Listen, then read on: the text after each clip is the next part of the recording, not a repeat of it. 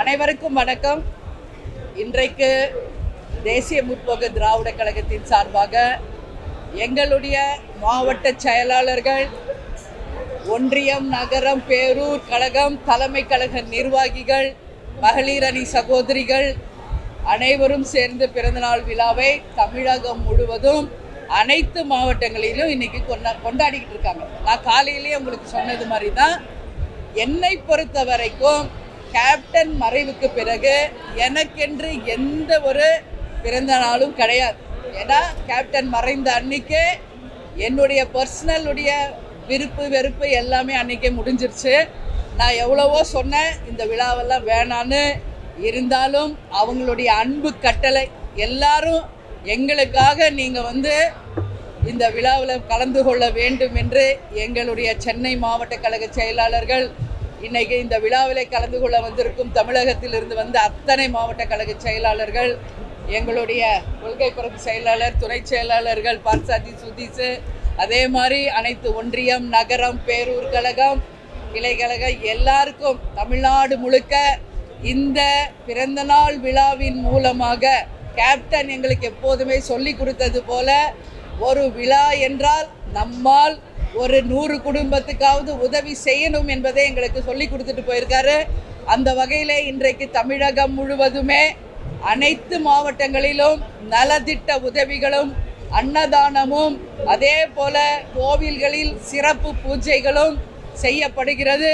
அது மட்டும் இல்லாமல் இன்றைக்கு பல்வேறு வகையான உதவிகளை இன்றைக்கு மக்களுக்கு கொடியேற்றுதல் மூலமாகவும் நலத்திட்ட உதவிகள் வழங்கியும் இந்த பிறந்தநாள் விழாவை தமிழ்நாடு முழுக்க எங்கள் நிர்வாகிகள் கொண்டாடுறாங்க. அதனால் இந்த புகழ் எல்லாமே கேப்டனுக்குரியது. எனக்கான புகழாக நான் என்றைக்குமே நினைக்க மாட்டேன். இந்த புகழ் எங்கள் கேப்டனுக்கு நான் சமர்ப்பிக்கிறேன். இந்த புகழ் எங்கள் கேப்டனுக்கு சமர்ப்பிக்கிறேன். இந்த புகழை எங்கள் கேப்டனுக்கு நான் சமர்ப்பிக்கிறேன். கேப்டன் இன்னைக்கு தெய்வமாக இருந்து எங்களை எல்லாம் வழி நடத்திக்கிட்டு இருக்காரு. எனவே இந்த விழாவிலே கலந்து கொள்ள வந்திருக்கும் எங்கள் பத்திரிகை சகோதரர்களுக்கும் தலைமை கழகத்தின் சார்பாக வருக வருக என்று வரவேற்கிறேன். அது மட்டும் இல்லை, இன்றைக்கு உங்கள் எல்லாருக்குமே நீங்கள் என் கூட இருந்து எல்லாரும் சாப்பிட்டுட்டு போகணுன்றதையும் உங்கள் சகோதரியாக நான் பணிவோடு உங்கள் எல்லாருக்கிட்டுமே நான் கேட்டுக்கிறேன். இன்றைக்கி தமிழ்நாடு முழுக்க வெயிலின் கடுமை அதிகமாக இருப்பதால் நீர்பந்தல், மோர்பந்தல் எல்லா இடத்துலையுமே இன்றைக்கி தமிழ்நாடு முழுக்க ஓப்பன் பண்ணியிருக்காங்க. இன்றைக்கி நம்ம வீட்டுக்கிட்ட, சுதீஷ் வீட்டுக்கிட்ட, தலைமை அலுவலகத்தில், சென்னையில் பல்வேறு பகுதி, வார்டு, வட்டம் எல்லாத்துலேயும் இன்றைக்கி நீர்பந்தல் ஓப்பன் பண்ணியிருக்காங்க. அது மட்டும் இல்லாமல் தமிழ்நாடு முழுக்க மக்களின் தாகத்தை தீர்க்க இன்றைக்கி ஒரு சிறப்பான ஏற்பாடு செய்யப்பட்டிருக்கிறது என்பதையும் உங்கள் அனைவர்கிட்டமே தெரிவித்துக் கொள்கிறேன். நீங்கள் ஏதாவது என்கிட்ட கேள்வி கேட்கணும்னா கேளுங்க.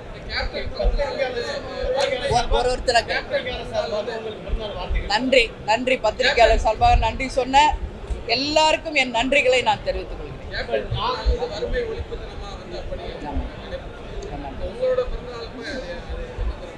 கேப்டன் எந்த வழியோ அதே வழிதான், எந்த மாற்றமும் கிடையாதுங்க. சரிங்களா? அவர் எங்களுக்கு எல்லாத்தையுமே சொல்லி கொடுத்துட்டு போயிருக்காரு. எங்களை எல்லா வகையிலையும் வழி நடத்தியிருக்காரு. கேப்டன் மறைந்து இப்போ ஒரு 1.5 வருஷம்தான் ஆகுது. இன்னும் அந்த துயரிலிருந்து உண்மையிலே நான் வெளியே வரலை. பட் எல்லா டைமும் நான் அழுதுகிட்டே இருந்தேன். என்னை நம்பி இருக்கிற எங்கள் நிர்வாகிகள், தொண்டர்களுக்கு நான் உறுதுணையாக நின்று அவர்களுக்கு தைரியம் சொல்ல வேண்டிய இடத்துல இருக்கேன். அதனால் உண்மை நிலை இதுதான். நிச்சயமாக அவர் எங்களுக்கு கொடுத்த அந்த வழியில் வறுமை ஒழிப்பு தினமாக இனி வரும் காலங்களிலே நிச்சயமாக செய்வோம். அதற்கான துவக்கமாக இன்றைக்கே பல நலத்திட்ட உதவிகளை நாம் வழங்கியிருக்கிறோம் என்பதையும் இந்த நேரத்தில் தெரிவித்துக் கொள்கிறேன்.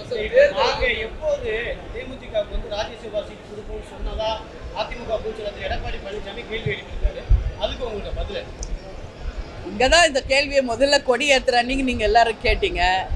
மறுபடியும் அதே கேட்டுக்கிட்டு இருக்கீங்க. நான் பல்வேறு இடத்துல இதற்கான பதில் உங்களுக்கு நான் சொல்லிட்டேன். சரிங்களா? அதற்கு முன்னாடி நான் ஒரு விஷயத்தை உங்ககிட்ட நான் பதிய வைக்கிறேன். இன்றைக்கி என்னுடைய பிறந்த நாள் அப்படின்றதுனால முன்னாள் முதலமைச்சர், எதிர்க்கட்சி தலைவர் அண்ணன் எடப்பாடியார் அவர்கள் மனப்பூர்வமாக பிறந்தநாள் வாழ்த்துக்களை தெரிவித்திருக்கிறார். அது மட்டும் இல்லாமல் முன்னாள் அமைச்சர் வேலுமணி அவர்களும், பாஜகவினுடைய தலைவர் அண்ணாமலை அவர்களும், முன்னாள் கவர்னரும் என்னுடைய சகோதரியுமாகிய தமிழிசை சவுந்தரராஜன் அவர்களும், அன்பு அண்ணன் செங்கோட்டையன் அவர்களும், அதே போல எல்லாருமே அந்த வாழ்த்துக்களை தெரிவிச்சிருக்காங்க. அவங்க எல்லாருக்குமே இந்த பிரஸ் மூலமாக என்னுடைய நன்றிகளை இந்த நேரத்தில் நான் தெரிவித்துக் கொள்ள கடமைப்பட்டிருக்கிறேன்.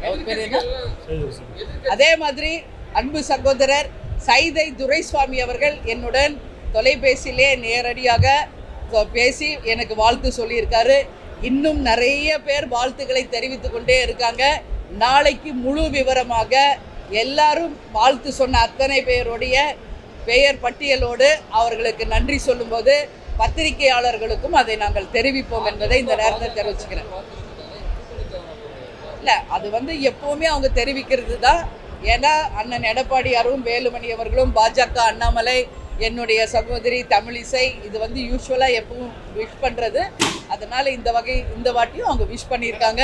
அவர்களுடைய வாழ்த்துக்களை நான் மனப்பூர்வமாக ஏற்றுக்கொள்கிறேன்.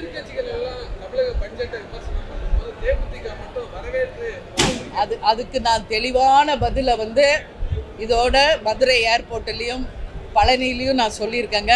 நல்லா நீங்கள் எல்லாரும் புரிஞ்சுக்கணும். 2006 எங்களுடைய தேர்தல் அறிக்கை புத்தகம் உங்களுக்கு காமிக்கிறதுக்கு தான் இதை கொண்டு வந்து இங்கே வச்சுருக்கேன். 2006 சற்றேறக்குரிய 19 வருஷம் ஆச்சு இந்த முதல் தேர்தல் அறிக்கை. இதில் நிறைய விஷயங்களை இந்த முறை பட்ஜெட்டில் தமிழக அரசு அறிவித்திருக்கிறது. அதற்காக தேமுதிக சார்பாக நாங்கள் இந்த பட்ஜெட்டை வரவேற்கிறோம் அப்படின்னு நான் சொன்னேன். இதில் எதெல்லாம் முக்கியமானது என்பதை உங்களுக்கு நான் சொல்கிறேன், நல்லா கேட்டுக்கங்க.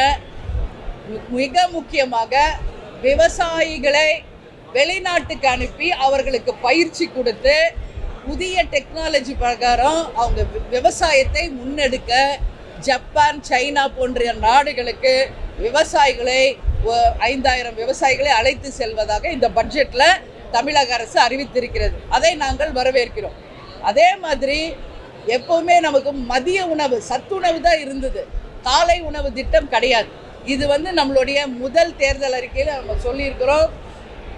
கவர்மெண்ட் ஸ்கூலில் படிக்கிற மாணவிகளுக்கு காலை உணவையும் இந்த அரசு கொடுத்தது சொன்னதுனால அதற்கும் நாங்கள் வரவேற்பு தெரிவிச்சிருக்கோம்.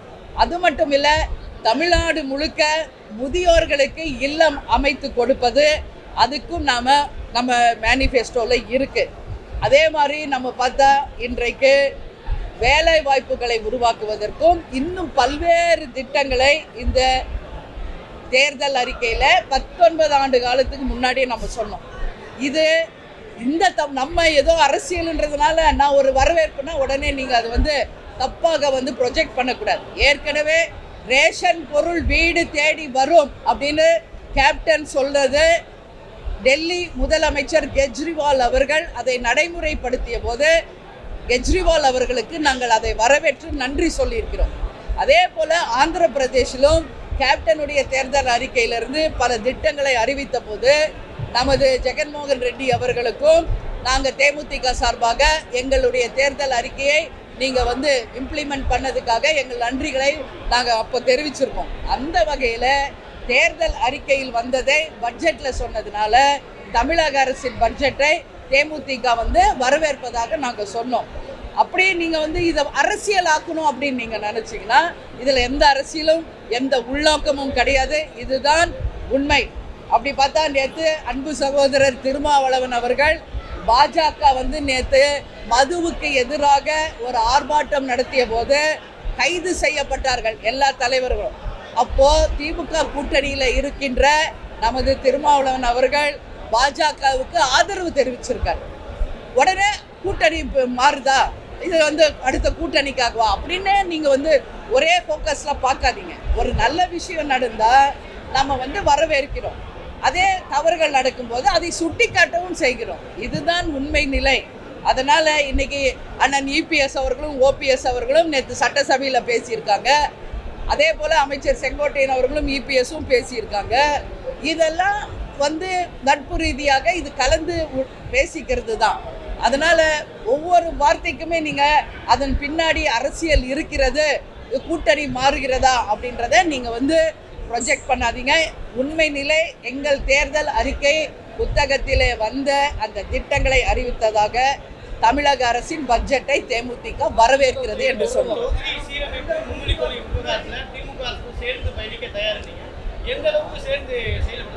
இல்லை, நல்லா புரிஞ்சுக்கணும்.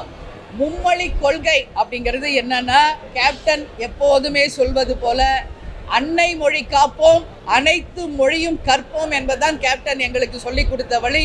அந்த வழியில தான் நாங்கள் பயணிக்கிறோம். ஆனால் ஒரு விஷயத்தை நான் இன்னைக்கு என் பிறந்தநாள் அதை முன்னிட்டு தமிழக அரசுகிட்ட நான் ஒரு வேண்டுகோள் வைக்கிறேன். தமிழகம் முழுவதுமே தமிழ் கட்டாயமாக்கப்பட வேண்டும் என்பதை இந்த நேரத்தில் தமிழக அரசுக்கு நாங்கள் ஒரு வேண்டுதலாக வைக்கிறோம்.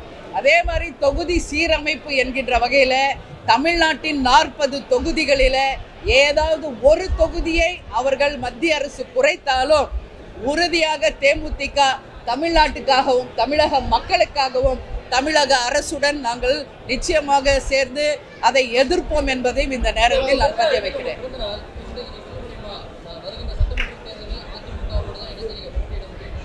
இன்னும் ஒரு வருஷம் இருக்குது. அது இன்னைக்கே நான் சொல்லிட முடியாது. இன்னும் அடுத்த பிறந்த நாளும் வரப்போகுது, அடுத்த மார்ச் 18. அன்னைக்கு இந்த கேள்வியை நீங்கள் கேட்டிங்கன்னா அதற்கான தெளிவான பதில் நான் சொல்றேன். சரிங்களா? அதனால் இன்னும் ஒரு வருஷம் இருக்கு, கொஞ்சம் பொறுத்து இருக்கு.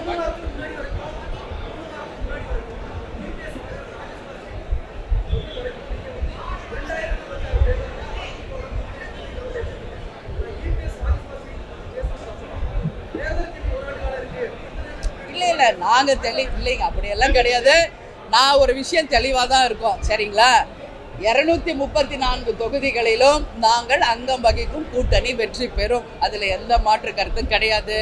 அதனால் நீங்கள் அதை இட்டு கட்டி அது எதாவது ட்விஸ்ட் பண்ணணும்னு நினச்சிங்கன்னா அந்த குழப்பத்திற்கெல்லாம் நாங்கள் இல்லை, நாங்கள் தெளிவாக இருக்கோம். சரிங்களா? அதனால் இந்தம்மா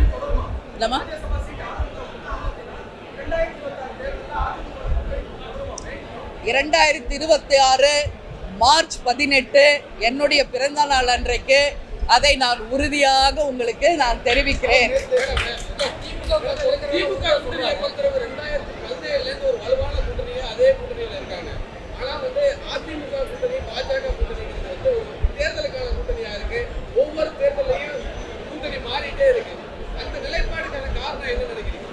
அது தலைமை பொறுப்புல இருக்கவங்க கிட்ட தான் இதை நீங்க கேட்கணும். புரியுதுங்களா? இந்த கூட்டணியினுடைய தலைமை பொறுப்பு இருக்கிறவங்க கிட்ட நீங்க இதை கேட்கணும். எங்களை பொறுத்த வரைக்கும் நாங்க தெளிவா இருக்கோம். எங்கள் கட்சியினுடைய வளர்ச்சி, எங்கள் கட்சியினுடைய பயணத்தை தான் நாங்க இப்போ முன்னெடுத்து அதுக்காக நாங்க உழைத்து கொண்டிருக்கிறோம்.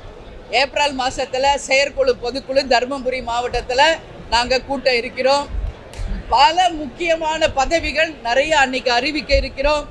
234 தொகுதிகளுக்கும் தொகுதி பொறுப்பாளர்களை அறிவிக்க இருக்கிறோம். தமிழ்நாடு முழுக்க பூத் கமிட்டிகளை அமைத்து இந்த கொடிநாள் 25ஆம் ஆண்டு சில்வர் ஜூப்ளி இயர் என்பதால் தமிழகம் முழுவதும் கொடிகளை ஏற்றி எங்கள் கட்சியின் வளர்ச்சிக்காக நாங்கள் உழைத்து கொண்டிருக்கிறோம்.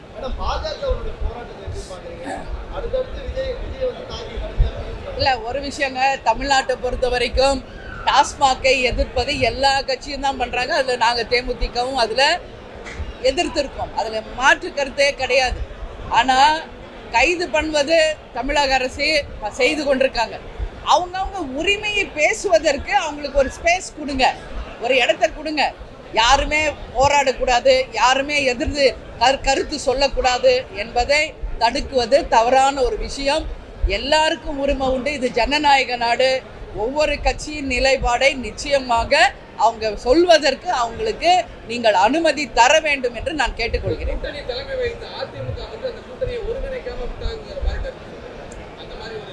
அப்படி ஒண்ணு நீங்க அதான் அண்ணன்ட்ட கேளுங்க. ஏன்னா இல்லைங்க, இந்த கூட்டணியின் தலைமை யாரோ அவங்க கிட்டதான் இதை கேள்வி கேட்கணும். அப்படி எந்த ஒரு கிடையாது. நாங்க எல்லாம் ஒன்னாதான் இருக்கிறோம்.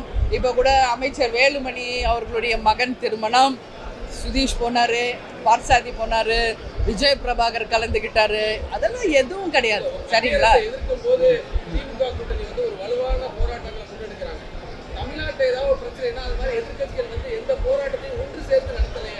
இல்ல, அது ஒவ்வொரு கட்சியின் நிலைப்பாடுங்க. இப்போ நாங்கள் தேமுதிக சார்பாக தமிழ்நாடு முழுக்க பல்வேறு ஆர்ப்பாட்டம் போராட்டம் நாங்கள் நடத்திக்கிட்டு இருக்கோம். இப்போ எல்லா கட்சியும் சேர்ந்து நடத்தணுன்ற நிலைப்பாடை இன்னும் நாங்களும் எடுக்கலை. அந்த வகையில் பிஜேபியும் அதை நினைக்கல. அது மாதிரி தான் அதிமுகவும் அவங்களுக்கான ஆர்ப்பாட்டம் போராட்டத்தை அவங்க நடத்திக்கிட்டு இருக்காங்க. அதுக்கான நேரம் வரும்போது சேர்ந்து நிச்சயமாக செய்வோம் என்பதை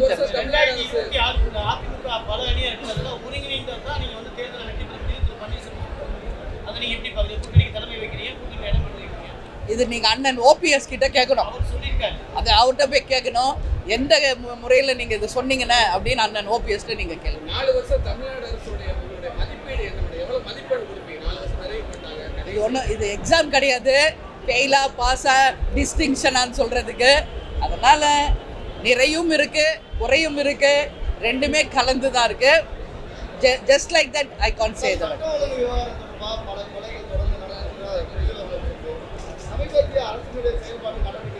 இல்லை, சட்டம் ஒழுங்கு வந்து நாங்கள் பல முறை அறிக்கை கொடுத்துருக்கோம், பல முறை நம்ம சொல்லியிருக்கோம். பாலியல் வன்கொடுமைகள், அதே மாதிரி கள்ளச்சாராயம், டாஸ்மாக் பிரச்சனை எல்லாமே இது இருக்குது. இல்லைன்னு யாரும் வந்து முழு பூசணிக்காக சோத்தில் மறைக்க முடியாது. அது பல்வேறு வகையில் ஆர்ப்பாட்டம் போராட்டம் பண்ணி அறிக்கைகள் கொடுத்துருக்கோம். தமிழக அரசு அதில் கவனம் செலுத்தணும்னு நான் கேட்டுக்கிறேன். ஓகே, நன்றி எல்லாரும்.